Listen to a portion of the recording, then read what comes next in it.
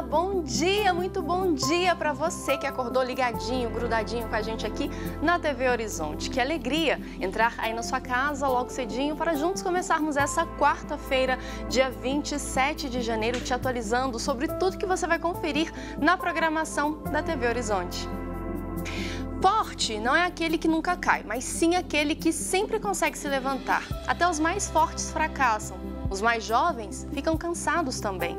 Mas o importante é nunca desistir. Essa é a essência de todas as pessoas verdadeiramente fortes.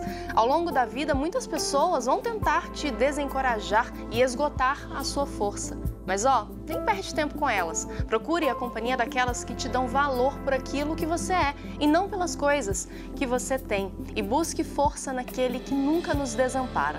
Que o Divino Espírito Santo esteja com você nessa quarta-feira, diante de cada passo que der e antes de cada decisão que você tomar, te ajudando nesse exercício diário de sempre promover o bem e colher bons frutos. Amém?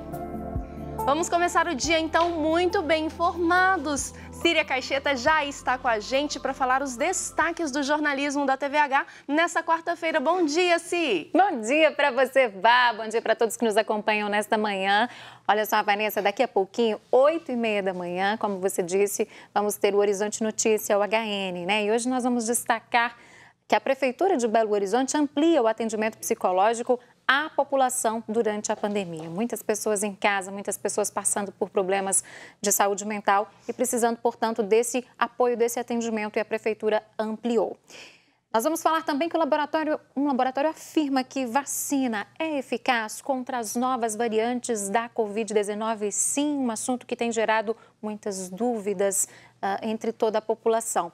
E também vamos falar, Vanessa, que uma ONG publica o relatório anual sobre desigualdades. E eu já posso te adiantar que esse relatório traz números que apontam aí que a desigualdade está cada vez maior, está cada vez crescente. Portanto, tudo isso e muito mais é daqui a pouquinho, 8h30 da manhã, no HN. Infelizmente, né, Si? Infelizmente, a desigualdade ela tende a crescer e compete a nós, enquanto cidadãos, fazermos a nossa parte para evitar, né, que essa desigualdade extrapole níveis aí que a gente possa não voltar, né?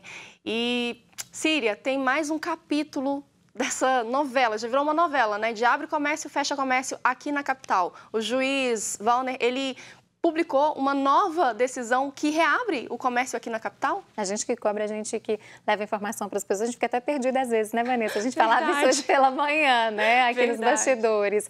Pois é, mas a atualização mais recente é que o juiz de primeira instância, Wallner Batista Ferreira, ele voltou a determinar em decisão judicial, na última segunda-feira, que a Prefeitura de Belo Horizonte reabra o comércio não essencial, que está fechado desde o dia 11 de janeiro, para conter, então, o avanço da pandemia aqui na capital. A reabertura vale a partir de 4 de fevereiro, né, diante do pico da pandemia de Covid-19. Isso nas palavras do próprio juiz. Vanessa, como você disse, essa é a segunda vez em um intervalo de apenas uma semana que o mesmo juiz toma a decisão semelhante, né? Para a gente relembrar, no dia 18 de janeiro, ele havia determinado a suspensão do decreto da Prefeitura que fecha as atividades como lojas de rua, shoppings, bares, restaurantes e clubes aqui da cidade. 2 dias depois, essa decisão foi derrubada em segunda instância. E, na ocasião, a desembargadora Áurea Brasil escreveu que o direito à vida deve ter prioridade sobre qualquer tipo de atividade econômica. E desta vez, a decisão do magistrado contempla apenas empresas afiliadas ao Sindicato das Empresas de Promoção, Organização e Montagem de Feiras, Congressos e também Eventos. É uma decisão exclusiva, então, para as empresas filiadas a esse sindicato.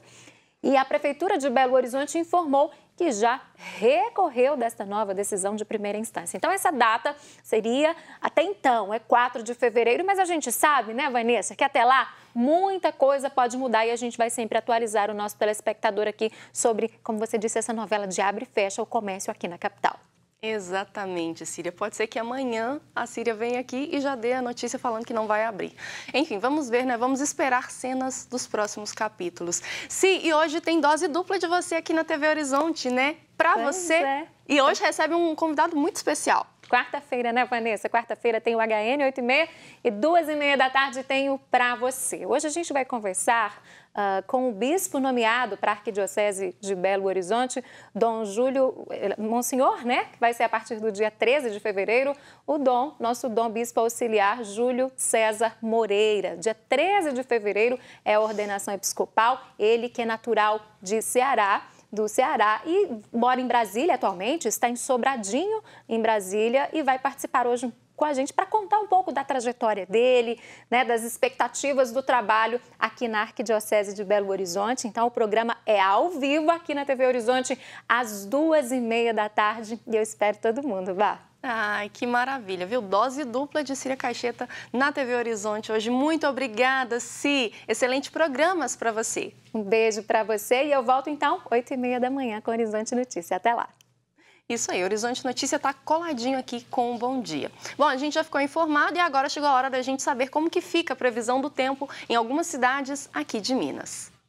Ouro Preto terá sol o dia todo e céu sem nuvens. À noite, tempo aberto também, sem nebulosidade. Umidade relativa do ar, 97%. Temperatura máxima, 25 e mínima de 17 graus. Em Sarzedo, terá sol com aumento de nuvens pela manhã e podem ocorrer pancadas de chuva à noite. Umidade relativa do ar em 84%.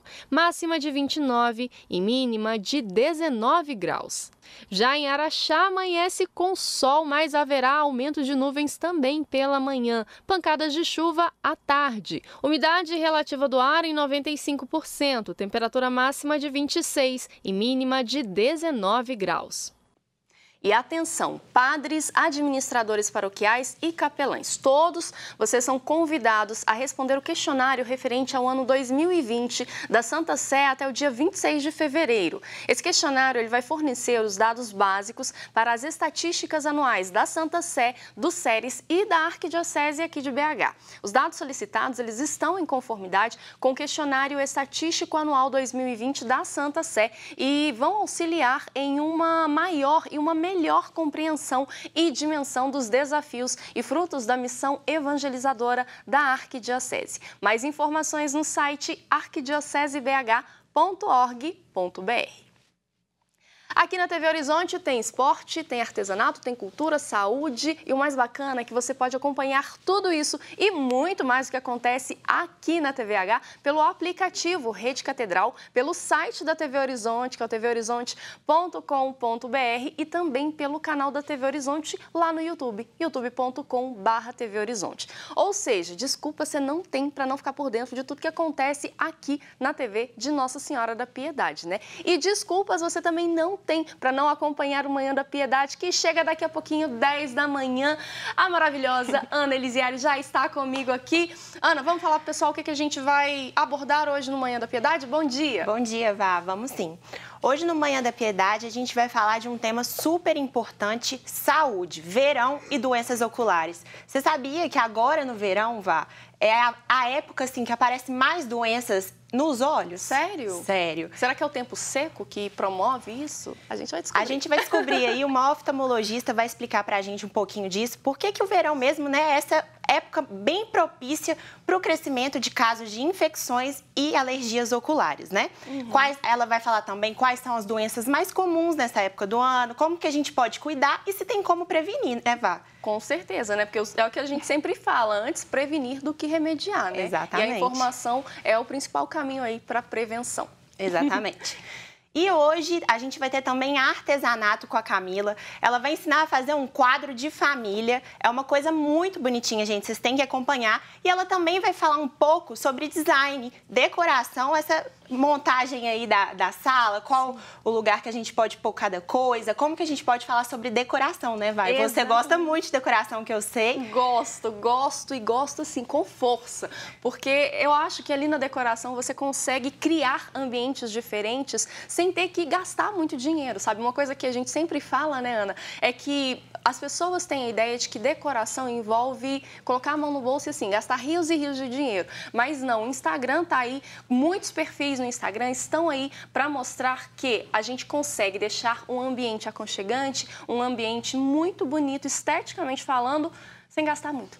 Exatamente. E a Camila, ela é especialista nisso, em reformar uma cadeira que está aí na sua casa, que você acha que não vai valer a pena mais. Ela vai poder falar um pouco sobre isso, sobre essa questão de reforma. Então, vocês acompanhem aí.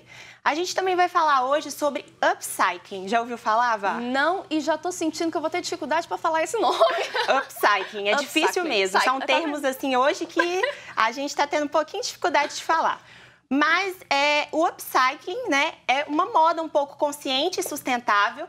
E a gente vai conversar com a outra Camila.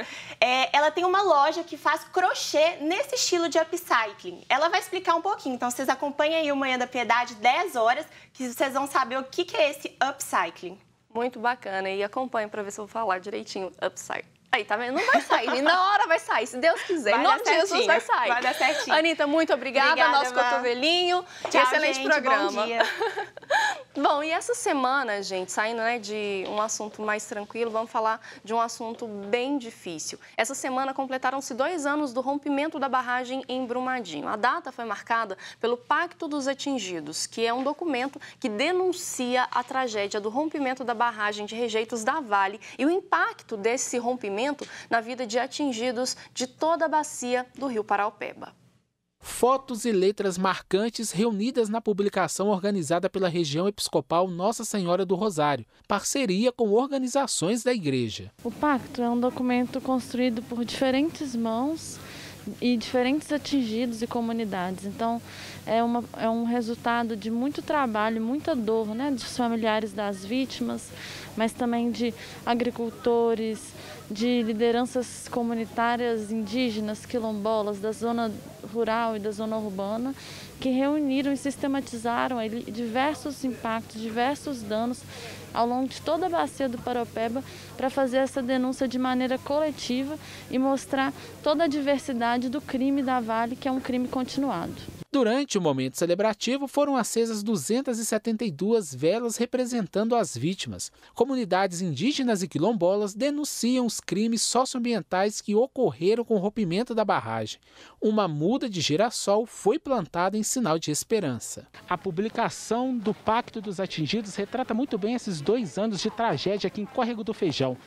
O livro traz informações como memória, grito, justiça e luto. O lançamento fez parte da 2ª Romaria Regional pela Ecologia Integral a Brumadinho. Ao pensar em todo o meio ambiente que foi destruído e ao ler a Laudato Si do Papa Francisco, nós compreendemos muito bem o que significa ecologia integral, que é uma nova concepção da relação do ser humano com a natureza. E isso fica muito marcado para a gente, porque é como, assim, resumidamente, somos todos irmãos e moramos numa casa comum, de modo que está tudo interligado. E qualquer dano, como essa ganância pelo dinheiro que nos leva a destruir a Mãe Terra em nome do lucro de alguns, acaba gerando morte. Então isso é ecologia integral no sentido de que a gente precisa de vencer essa concepção de vida, né? De lucro, de destruição. A ecologia integral é cuidar de tudo para que nós tenhamos uma vida saudável num planeta saudável. Isso aí, a gente tem que cuidar da nossa casa comum. Ao longo do nosso programa, com certeza você deve ter reparado um símbolo aí na sua tela, né? Esse símbolo, ele é um convite para você conhecer mais e poder ajudar a família dos devotos de Nossa Senhora da Piedade. E é muito simples, basta você apontar a sua câmera para esse símbolo. Automaticamente você vai ser redirecionado à página desse projeto tão bonito e que tem ajudado tantas pessoas, tantas famílias aqui na nossa arquidiocese. Hoje a gente vai conhecer o trabalho da Arquidiocese de BH no apoio às vítimas de violência doméstica. A pandemia proporcionou exemplos de superação. Deu a oportunidade de auxiliar o próximo. A Arquidiocese de BH entendeu essa necessidade e criou a ação Solidariedade em Rede. Esta iniciativa surgiu com o contexto da pandemia, né? Em que houve uma mudança, né, na vida das pessoas, o desemprego, incerteza, né, do futuro e um empobrecimento também, né, de muitas pessoas que ficaram sem renda. Diante disso, essa iniciativa foi uma posição da igreja na sua missão evangelizadora, que não se restringe ao aspecto da oração, mas também da ação. Então, de se organizar, mobilizar, criando uma articulação de solidariedade em rede de todas as paróquias da Arquidiocese para serem pontos de acolhida, assistência e solidariedade a pessoas que passam por dificuldades. O projeto Providência acompanha 600 famílias em vulnerabilidade.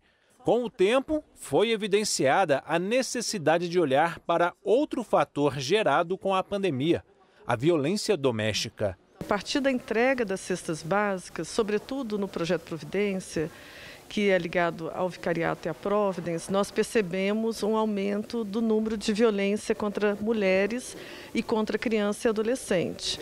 Então, diante desse fenômeno, nós vimos que as famílias estavam nos procurando muito mais do que para buscar um alimento, e sim para buscar um socorro, né? Porque na maioria os CRAS e CREAS estão fechados.